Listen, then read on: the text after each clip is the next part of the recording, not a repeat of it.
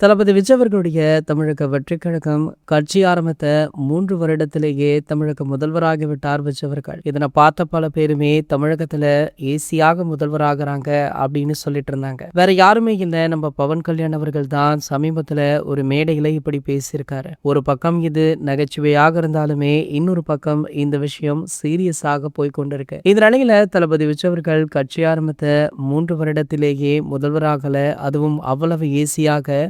அவர் பல கடின உழைப்புடன் தான் முதல்வராக இருக்க. அவருக்கு முதல்வராக வேண்டும் அப்படின்ற எண்ணம் பல வருடங்களுக்கு முன்பாகவே இருந்திருக்கு. ஆகையாலதான் அவருடைய படங்கள்ல அரசியல் வசனங்கள், அப்போது ஆளும் கட்சியில உள்ள அரசியல் தலைவர்களை எதிர்த்து காட்சிகள் அப்படின்னு ஏதோ ஒரு வகையில மக்களுக்காக ஹிண்ட் கொடுத்துட்டே இருந்தாரு. பின்னர் இதுதான் சரியான நேரம் அப்படின்னு சொல்லி அதிரடியாக அரசியல்ல களமிறங்கி தற்போது தன்னுடைய பல வருட கனவை நனவாக்கி உள்ளார் அப்படின்னு சொல்லலாம். இந்த நிலையில தளபதி விஜய் அவர்கள் தமிழக முதல்வராக பதவியேற்று கிட்டத்தட்ட 2 வாரங்கள் ஆகிவிட்டது. அவரை பல பிரபலங்கள், ரசிகர்கள் அப்படின்னு பலருமே சந்திச்சுட்டு இருக்க வேளையில அவருடைய மகள், மனைவி இன்னமுமே சந்திக்கவில்லை அப்படின்னு பல குற்றச்சாட்டுகளுமே இருந்துட்டு இருக்கு. இந்த நிலையில பாத்தீங்கன்னா சமீபத்துல தான் தளபதி விஜய் அவர்கள் அவர்களிடம் தொலைபேசி மூலம் தொடர்பு கொண்டு பேசியிருக்காரு. அனைவருமே லண்டன்ல இருக்காங்க.